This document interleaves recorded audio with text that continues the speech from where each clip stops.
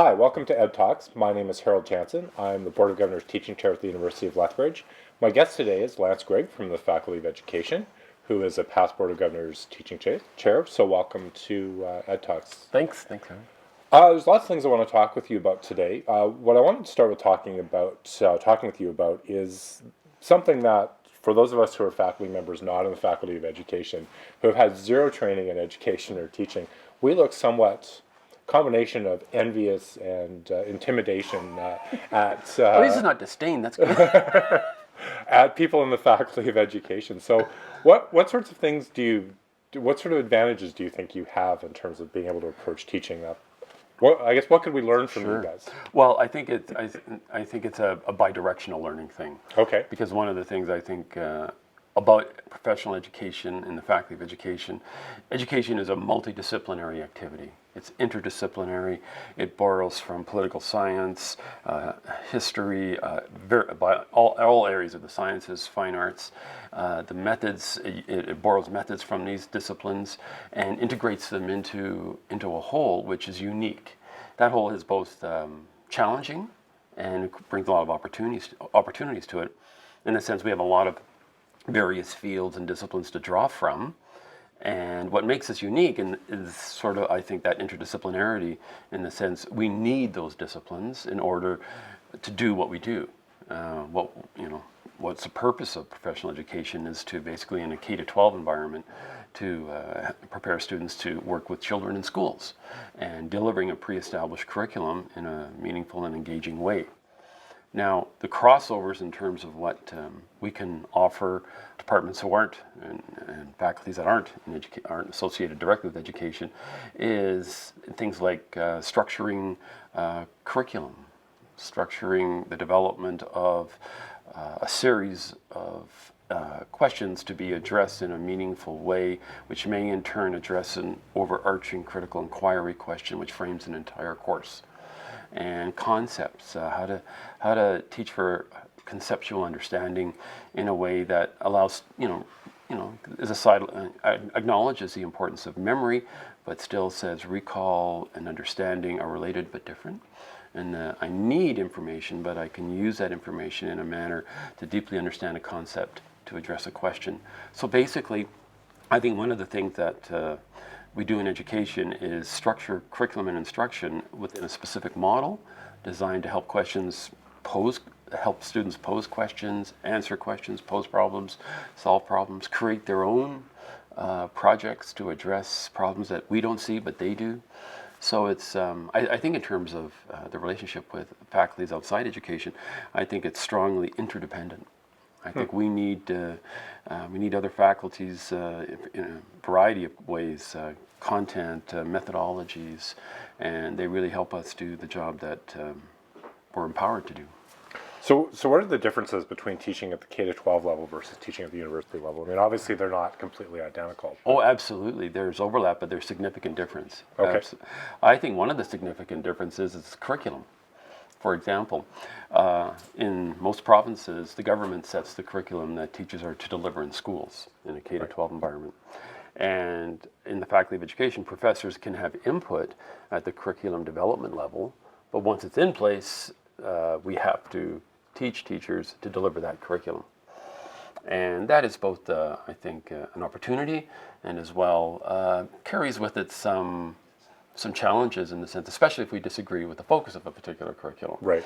Then we have to be intelligent and reasonable and give and be, in the good sense, So for example, we teach our students, they're not just deliverers of curriculum, they're uncoverers. They uncover curriculum. They don't just cover it, they uncover it.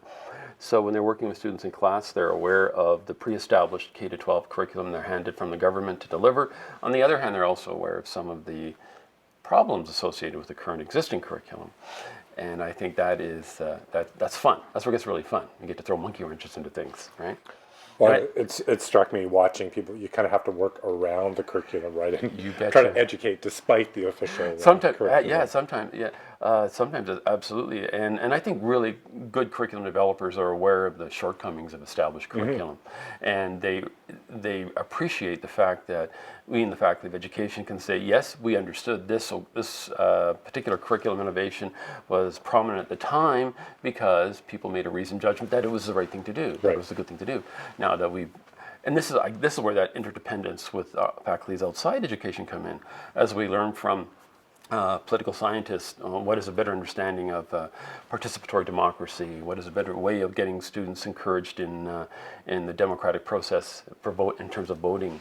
Then we can modify curriculum.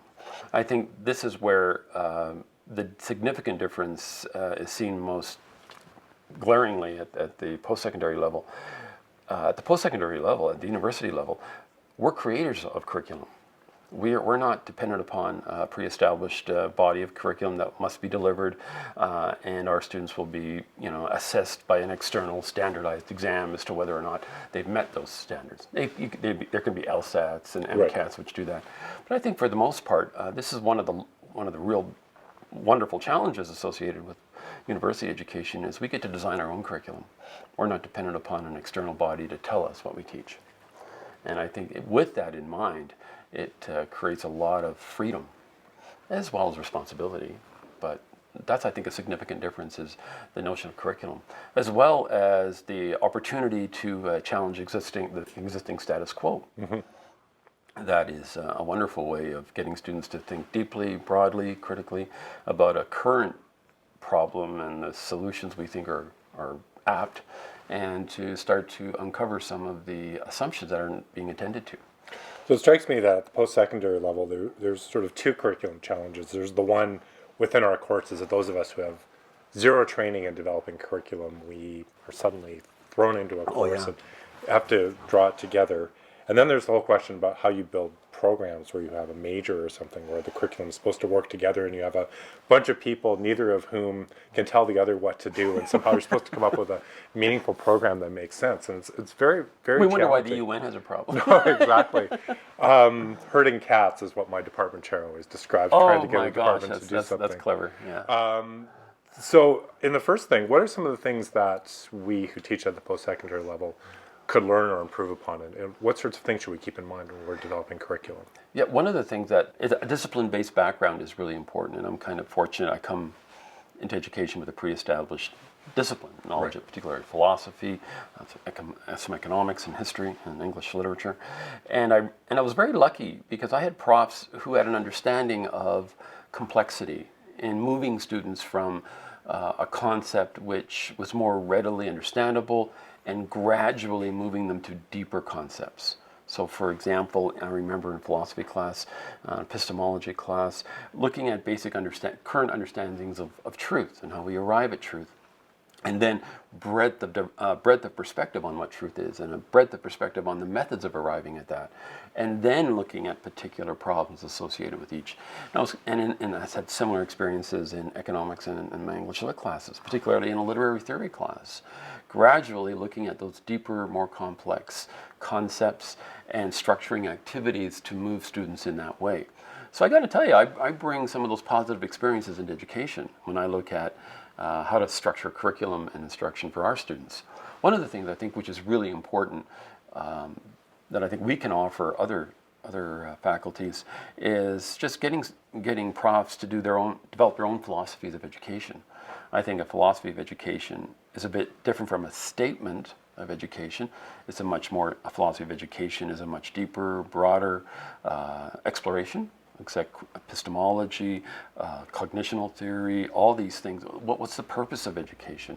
What are some purposes? What are some assumptions that educators bring to the field? And I think beginning with this overall approach, this philosophy of education, I think that can really help us inform what we do at the university level. For example, in terms of if I have a particular, say, a critical inquiry focus or a critical thinking focus in my teaching, I may be less interested in choosing huge amounts of material for my students to cover. I'm So my particular approach to education is going to have a direct impact on the material I'm going to ask my students to learn in my course. So, for example, if I'm more interested in focusing on conceptual understanding or critical inquiry, I may have 2/3 of the curriculum materials that I would normally have in a course, because I want students to explicitly understand the process, go through the process with a smaller amount of concepts, with a smaller amount of information, so they can go deeper. And then they can make application of those conclusions and identifying implications of those conclusions elsewhere.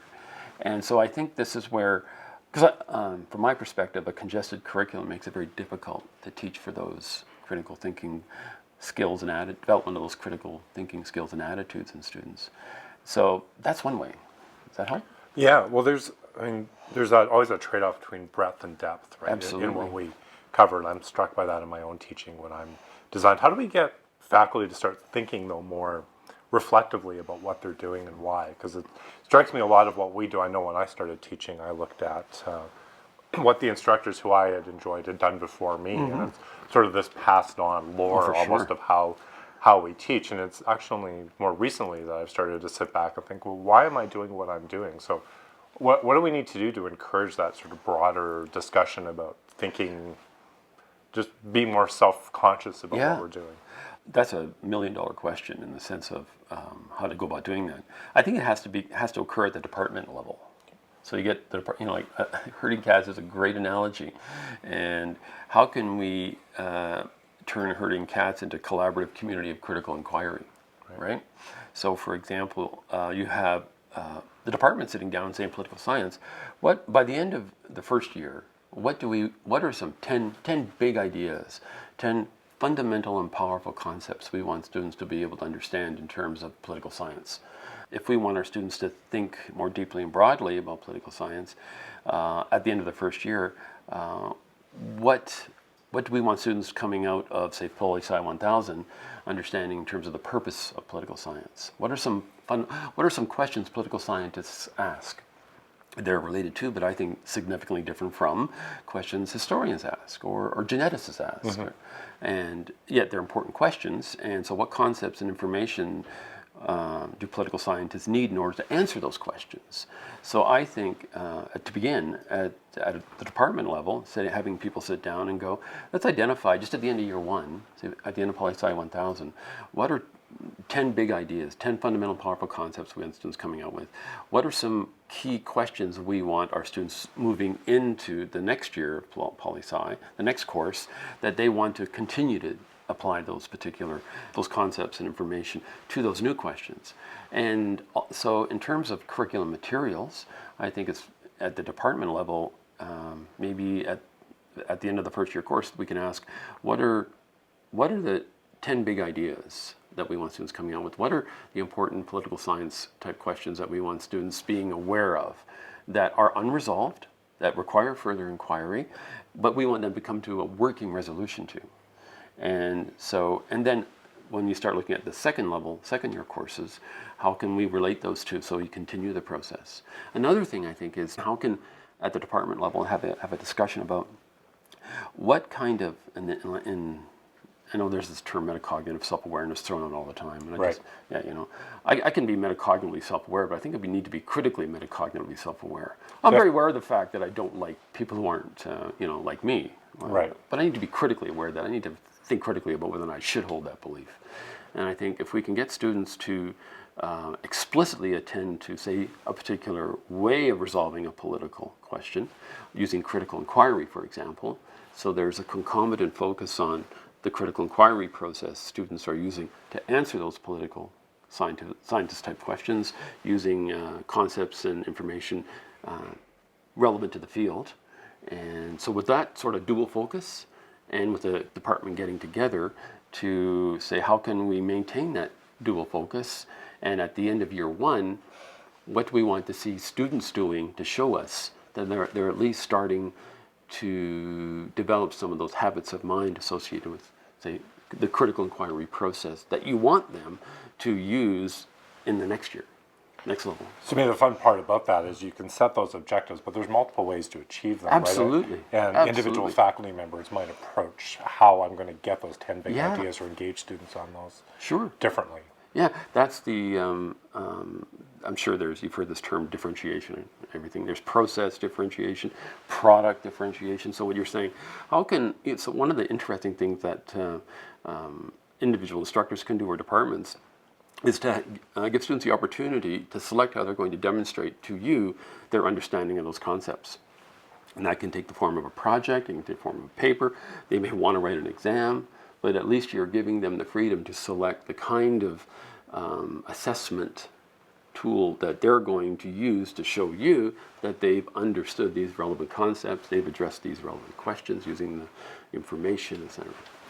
Yeah. So you're saying the conversation really needs to start at a departmental level to kickstart it and get With a individual focus, faculty. Right. a focus on process and a focus on content, identifying specific features of the process. You want students to become self-aware that they need this in order to answer a question in political science in an intelligent and reasonable way. And at the same time, these are the concepts and this is the information they're going to need to address this. And then at the department level, how can we give students the opportunity to choose, within reason, how they're going to demonstrate that they've understood those concepts and answer the questions. That's a way of striking the balance between a prescribed curriculum and retaining that Absolutely. very hard-won freedom and that's really right hard of to faculty to teach things the way they want to, right? Yeah, and my experience is that you have people who have a very clear understanding of what they want their students to be able to do by the end of their courses, and especially first or second or third year. And sometimes we need to be critically conscious of the assumptions underpinning those things we want students to be able to do. For example, is it too much? Right. Is it not enough? And so, but that's a reasoned judgment I think the instructor brings their professional expertise to, and they can make based upon their experience, based upon their reading. But I do think that it's difficult in terms of making those kind of curriculum decisions at the university level, given external pressures. Mm-hmm. So, for example, you have students who want to go into law, you have students who want to go into education, taking political science courses and economics courses and science courses, fine arts, etc. And they're very aware of what they need to get in order to, say, apply to that other faculty. And that's where I think that's an external pressure on any department, and that's difficult. And that varies. I know in the natural sciences, for example, there's that very strict scaffolding that goes, well, here's what you need to know to second, third year, and there's a lot of content to get through. And so every discipline has different kinds of requirements, and they have to decide that themselves and how that. Interesting. Let me ask, can I ask you, do you think that there's room for reducing the amount of curriculum or material the student has to get exposed to and write exams on and demonstrate mastery of? Is there an opportunity to reduce that with a concomitant focus on process more explicitly? Is there room? I'm starting to think so. I mean, we live in this information age, and I'm starting to realize the amount of time we waste teaching students things that they could easily look up on Google in 20 seconds. And I'd rather focus on the concepts and the bigger sorts of questions that help them make sense and contextualize that information. So it's changed the way I approach things.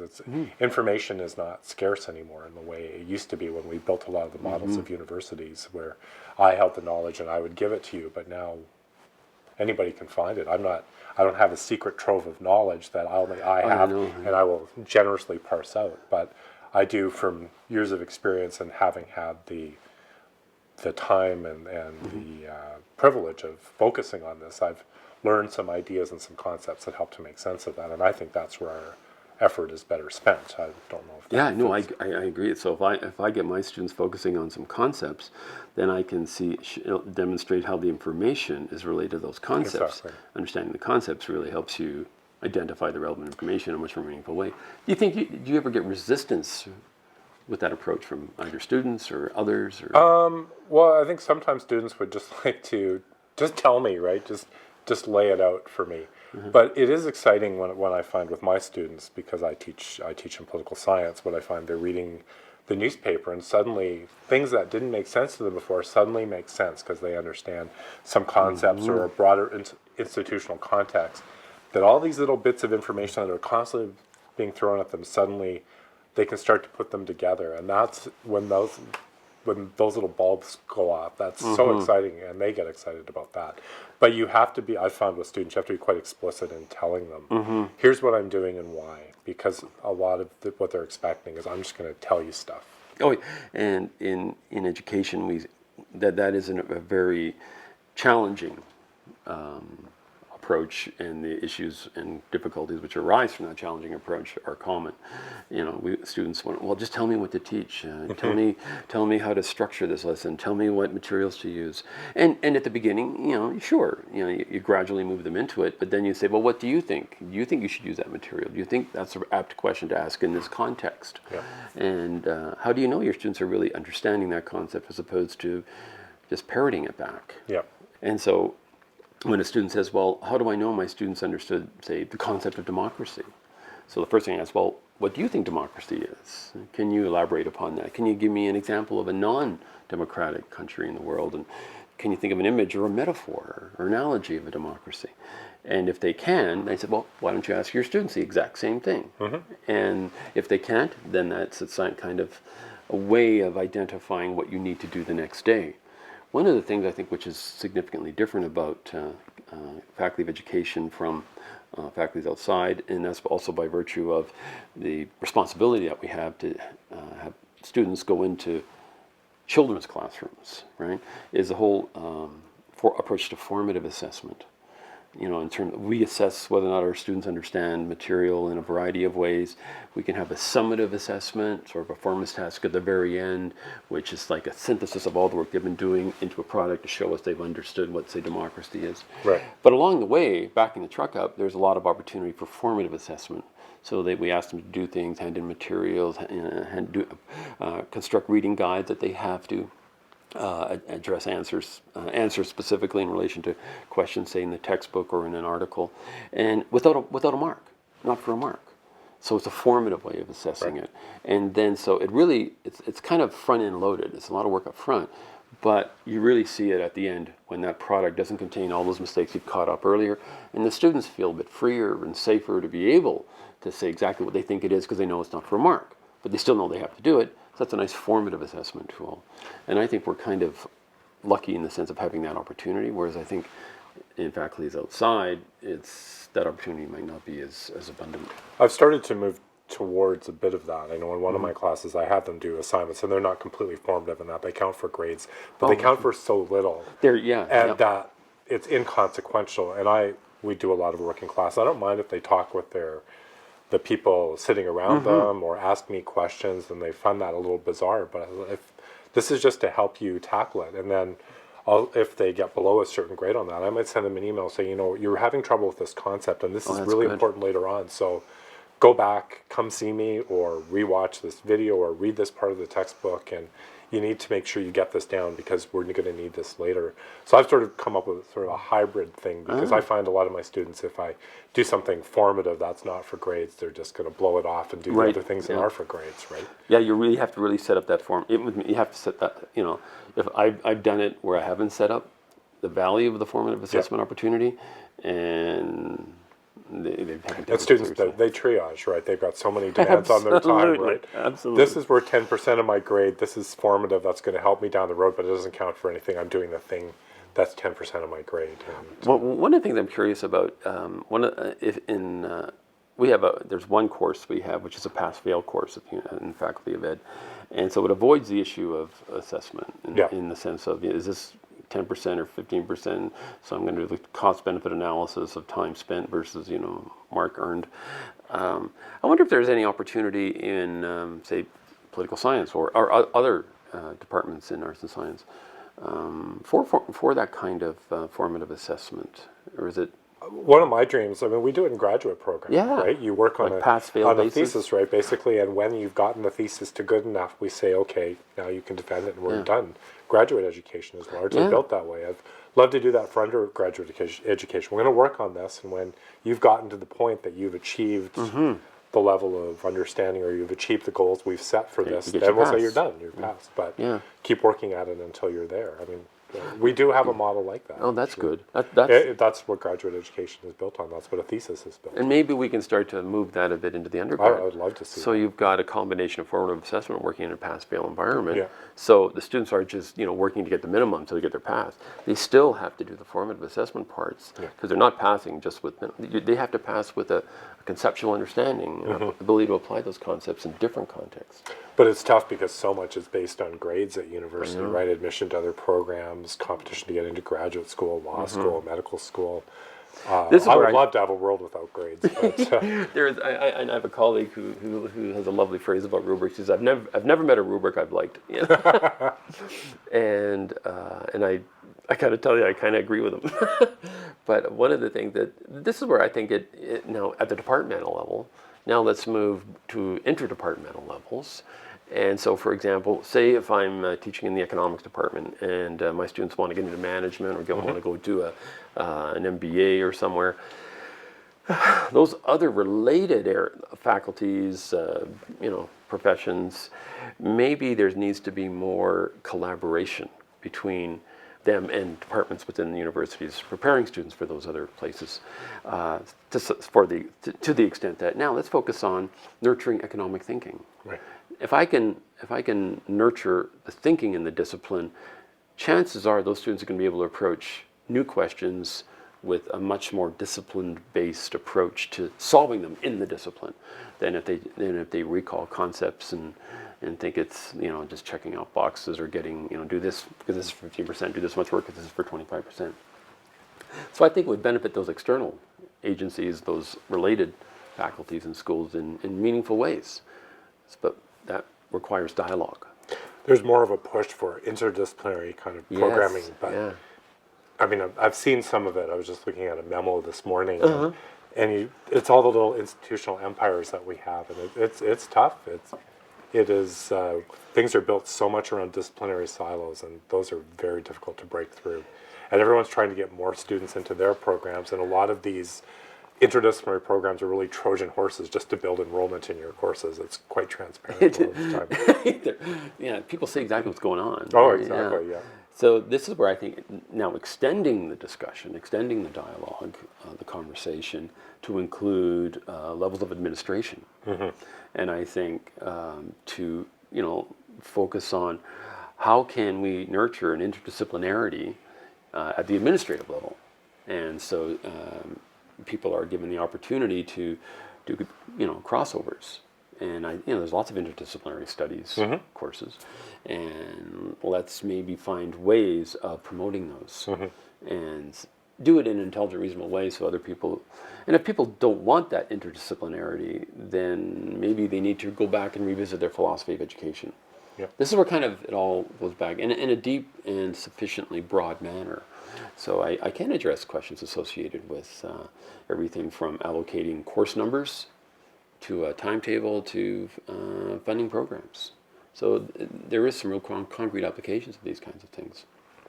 So to go back to the philosophy of education, and one of the things you've done a lot of work on is critical inquiry and critical thinking. And that's one of the big goals that we aspire to in education at all levels, but especially at a university. And we use the word critical thinking all the time. That's one of the favorite buzzword jargons, but it's a growth industry. It's funny because I've actually on course evaluations we get asked.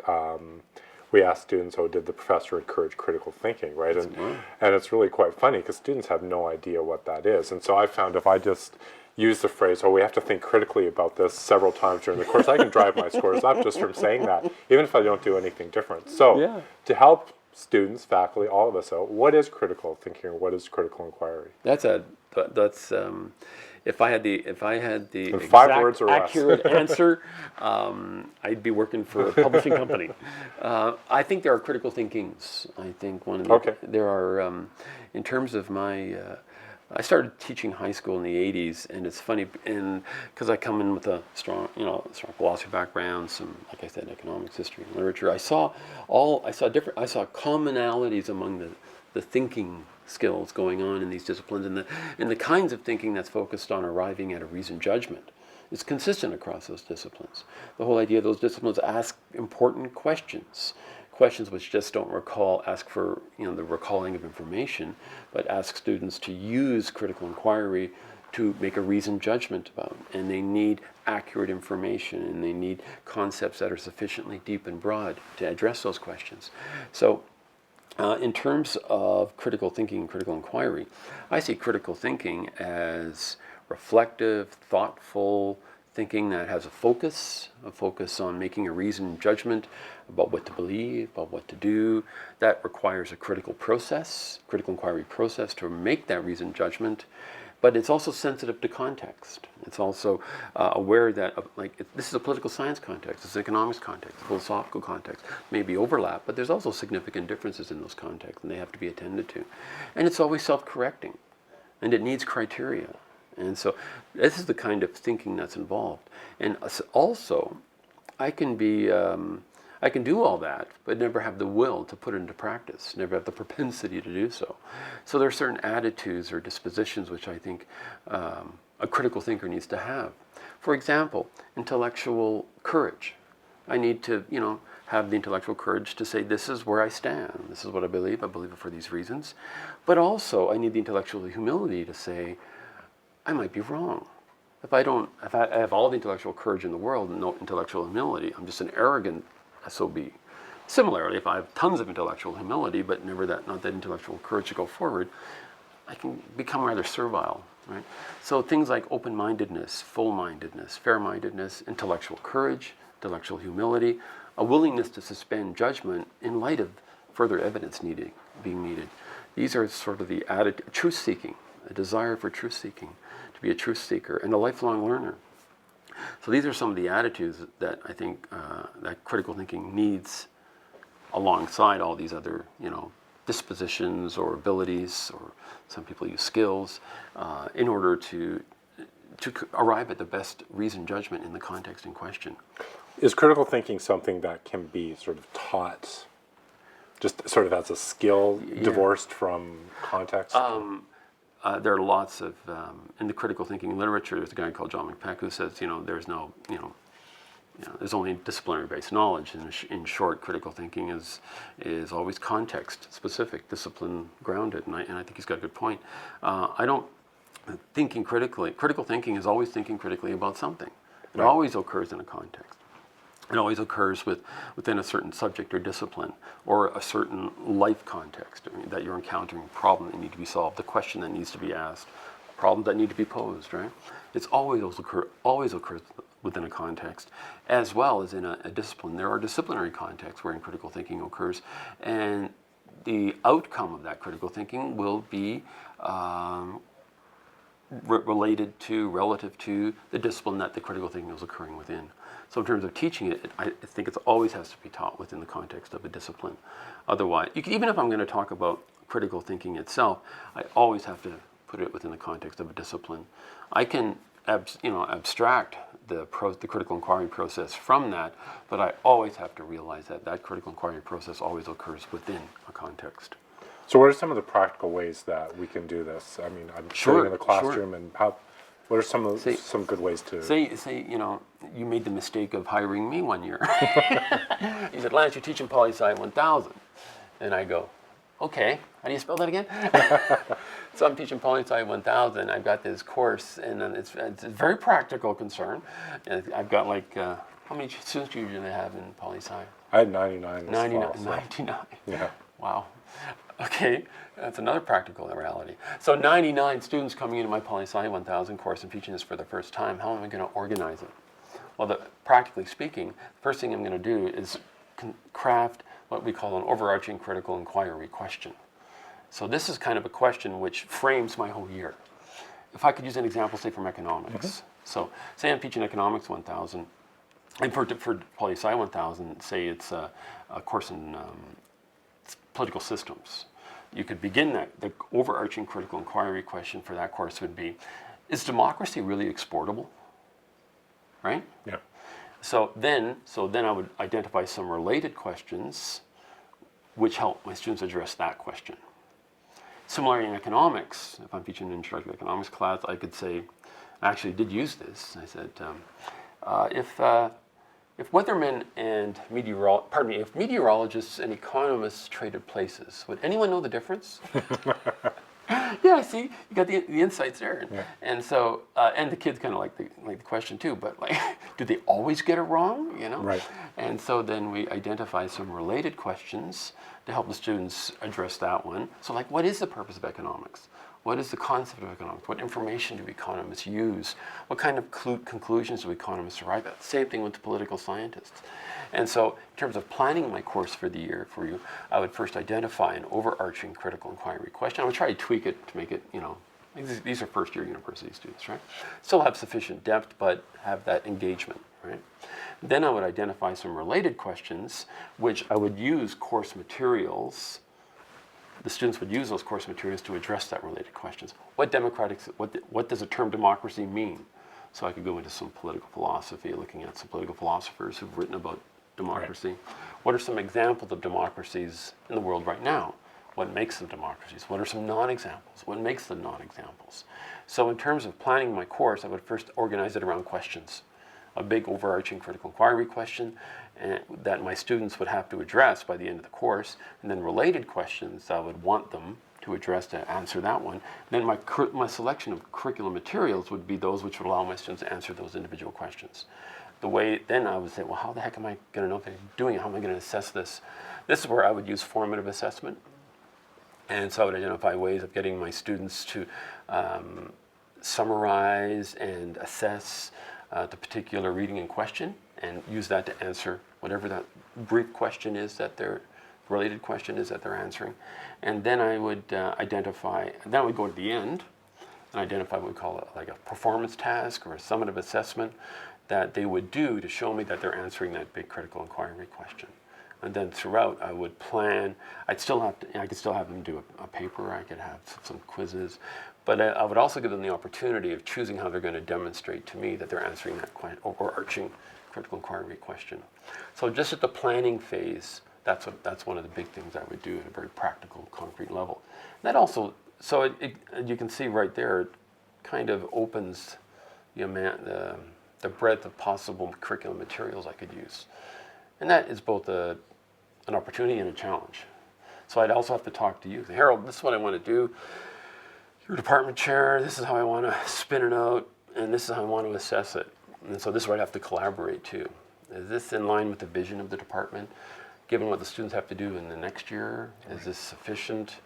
So that's where the collaboration is. And sometimes there's challenge, because maybe they don't need to have all of these particular pieces of information, but they do need to have a conceptual understanding of these 10 fundamental and powerful concepts. So how's that? I guess I'm thinking about the specific class as well. Sure. Like one of the things that I've found is students come in, and I think back to when I started university, and I was a reasonably bright student, or so I thought, Sure. and I think had a bit of arrogance just because I was starting to figure some stuff out, right? And I was feeling pretty good. And part of what I really relished about university was having some of that smugness smacked out of me a little bit. And to start to see the complexity of questions. And I guess that's something, to me, that's become a really big part of my critical thinking. And so I have students who, I want to find out what they think, but I want them to understand why they think what they do. And let's examine the reason behind that. And I keep telling my students, well, I'm not trying to get you to think like me. I want you to think like you, but for good reasons. Think about why you think about things. Think the things that you do. So what are some of the ways we can do that? One thing I do to get students, to identify their own reasoning as well as their positions on a question and issue, and then their premises or supporting reasons which support that position, to visualize their reasoning. And a nice tool is the reasoning map. Okay. Reasoning mapping. And reasoning mapping is a nice way of getting students to identify the question at issue they have to address, the problem, their working resolution to it or answer to it, and then their supporting reasons, and then the evidence to support those supporting reasons. And it's literally, I use 11.5 by 17, and they see it, a short, brief statements, supporting reason 1, 2, 3, rebuttal, response to rebuttal, but they see it, and they're just short phrases. And they do that at the beginning.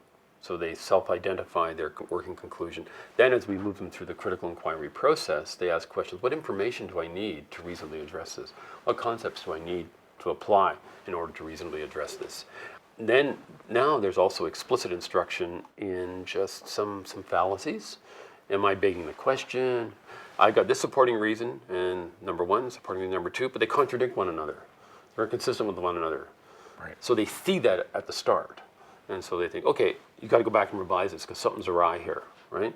Or they're using information to support a supporting reason that doesn't really isn't connected to it at all.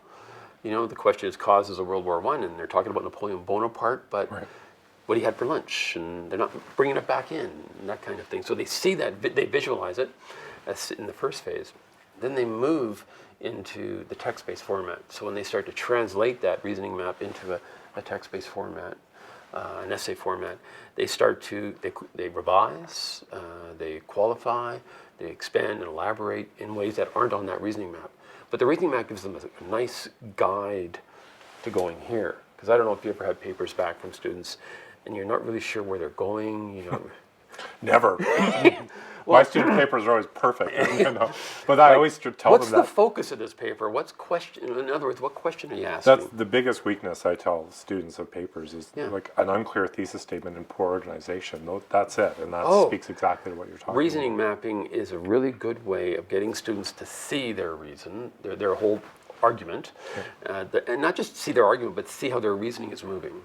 And then you can, at that point, you can start talking about some ways of, like I said, identifying fallacies, identifying inconsistencies, identifying validity, inductive or deductive validity, and helping them. And then that's where the explicit instruction and the reasoning can occur. But I think it's important to bring in that explicit instruction and argumentation after they've done a working resolution to a question issue in a reasoning map. Because then they can see, oh, are you kind of just begging the question here? You seem, the supporting reason is your conclusion. It's kind of, that's kind of dodgy. Well, that's what I find students a lot of times, they'll just restate the argument over and over and over again.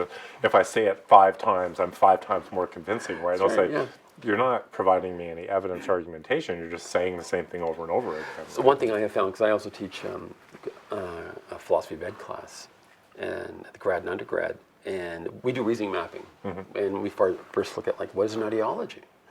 And so we go through, we do a C-I of what is an ideology. A C-I is a sort of little instructional tool where it's an acronym for state succinctly in one sentence the meaning of, say, an ideology, elaborate in 2 or 3 sentences that meaning, give an example and a non-example of an ideology, and give me an image or metaphor or analogy, so SEE-I. Okay.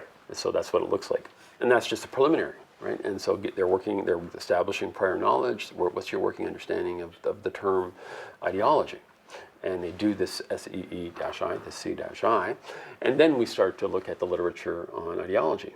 What is ideology? Is it the same as a philosophy? Is it the same as a theory? Are they related but different? And then we do the same thing. And then so they develop do a reasoning map addressing that question using the materials we looked at. And we continue to move through that critical inquiry process to the point where when they're starting to finally write their paper, they've got this nice visualization of their argument and their reasoning. And so even when they start to do that translation, they'll tweak, they'll correct, revise, include material they didn't think of before. So what the practical use of such a tool is that it keeps the students focused on the conclusion they're trying to establish. It helps them see, well, actually, yeah, you're just restating your conclusion as supporting reasons, and that's not a supporting reason or premise. And so what makes a supporting reason something that supports something that it isn't a conclusion, a working answer? And that's an explicit pedagogical instructional opportunity. I think one of the things that I've also been struck by is the importance of us as instructors modeling our own critical thinking, right? Showing, I mean, I like when students ask me things and I'll say, you know, I'm not sure what the answer is yet. Here's what I think, but it's tentative. I'm aware of the limitations of what I think in my arguments, and this is what I think, but I could be persuaded the other way. And just instead of telling them, no, here's the way it is, right? I am the fountain of all wisdom and knowledge, and you will bow before me. But, that I think what you're communicating to your students. You have intellectual humility and intellectual courage. This is where I'm at right now on the question at issue. However, these are some areas that I'm not sure about, and I'm still open. You have also that open-mindedness, right? So I could be wrong. I have an expression I use with my students all the time. I raise this for your critical consideration. This is where I'm, for example, external standardized testing. Should we run schools like hedge funds? Here's, should there be merit pay for teachers? What's our students' customers? These are wonderful critical inquiry type questions that require you to make a reasoned judgment using critical inquiry, and you do so fallibly. I think that fallibilism is really important. This is where I stand on this issue right now for these reasons. I think they're good reasons because of these things. However, the jury's out.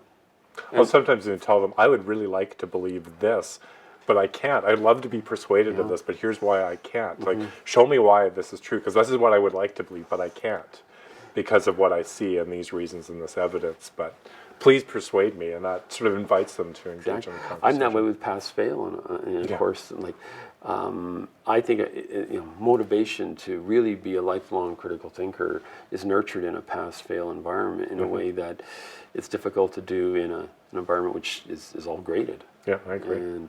And I'd love to be persuaded to the opposite, to the contrary, but I don't.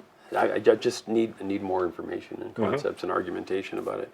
But yeah, that spirit of critical inquiry, open-mindedness, full-mindedness, fair-mindedness, a willingness to look at alternative points of view and arguments to the contrary. People, like I bring in the whole dialogical focus is really important. Here's my position. I know other people say this, this, and this. I respond to them in these ways. But they could come back. What could they come back and tell me? And so you get students to say, and I say to students, like when I raise this for your critical consideration, if you bring an argument against my position, which is sound, valid, and true, not only do you get an A, you've changed my life. Yeah, exactly. I can't see the world the same way. My favorite thing is I actually love to get into arguments with my classes, and I'll sometimes pick. My favorite fight to pick with them is over low tuition fees because they're all strongly invested in that. But by a lot of economic theory, it actually doesn't make a lot of sense if you.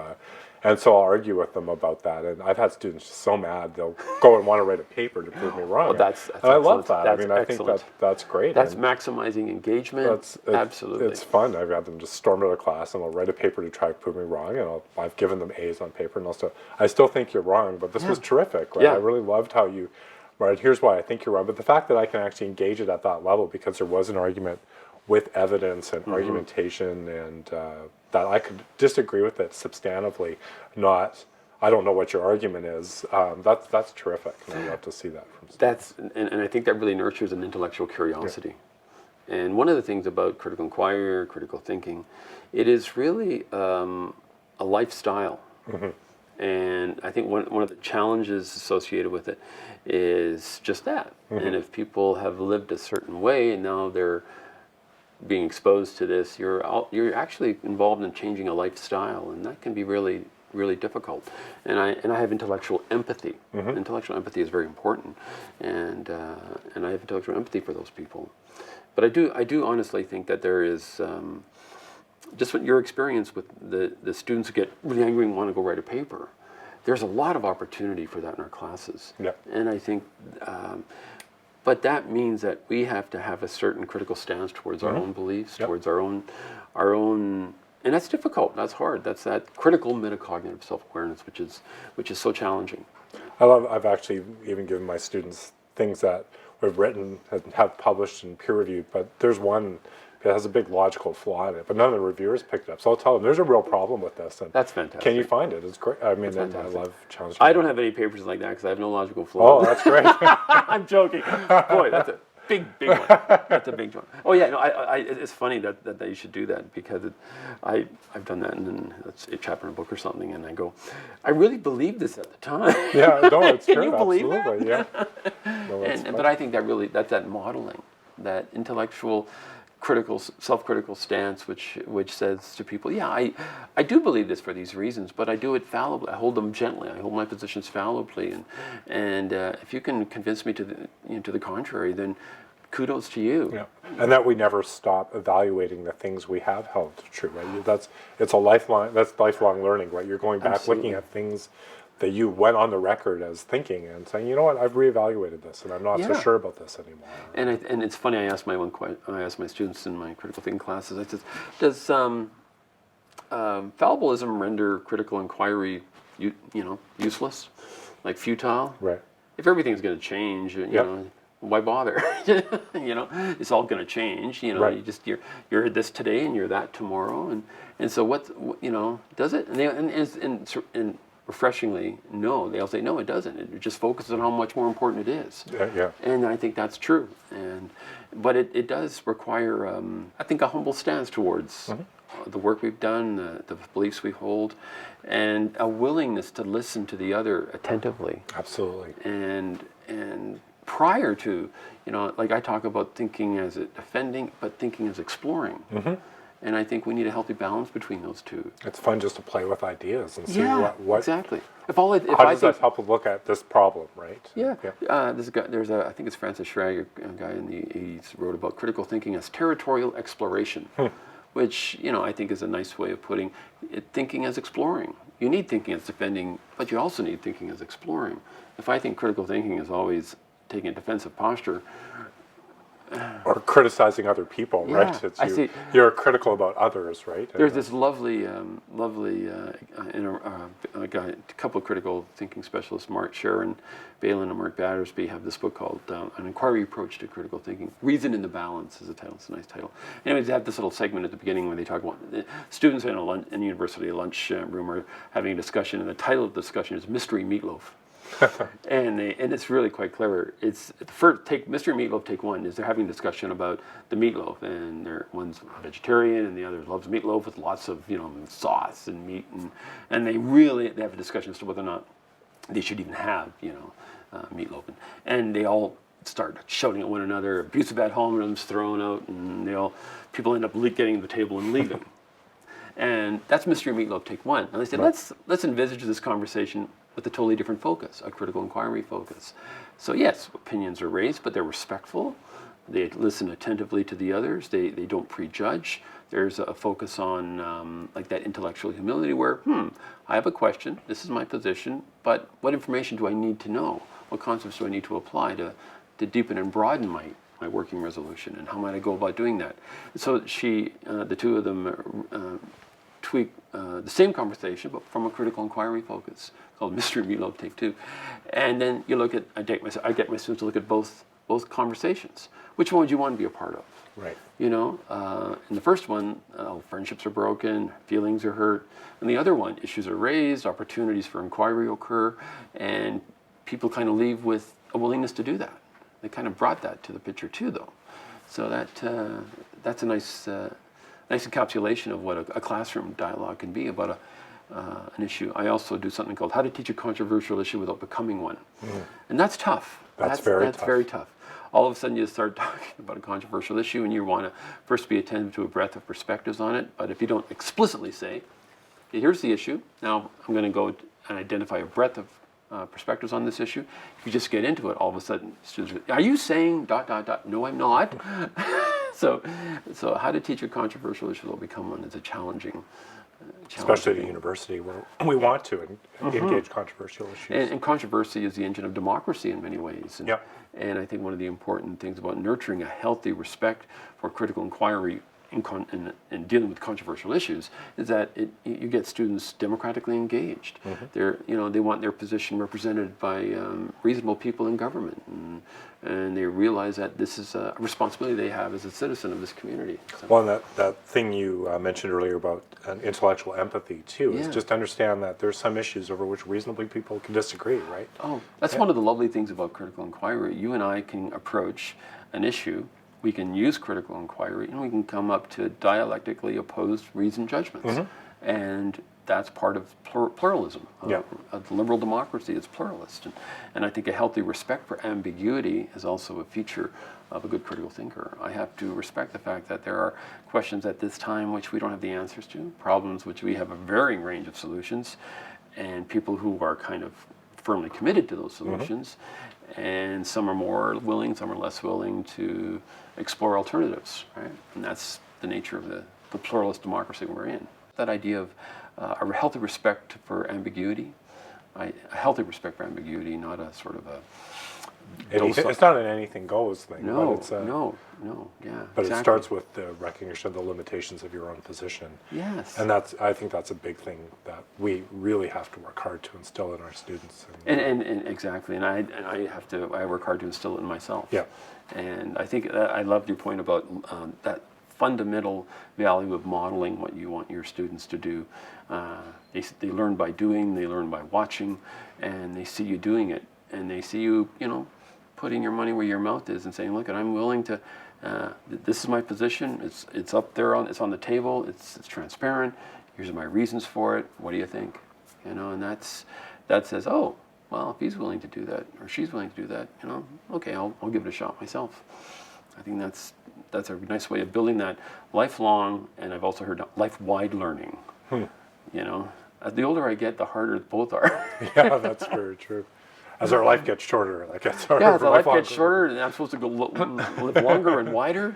Well, I am getting wider. The last thing I want to quickly we're almost out of time, but to quickly ask you about is the dual credit initiative, which is a really exciting thing that you've been involved with. You could just briefly just tell me about it. Alberta Education is offering a dual credit initiative to universities, partnering up with high schools, and high schools partnering up with universities.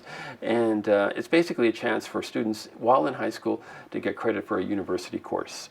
It's different from AP because it's an explicit university course that's in the calendar that students get credit for while working in high school.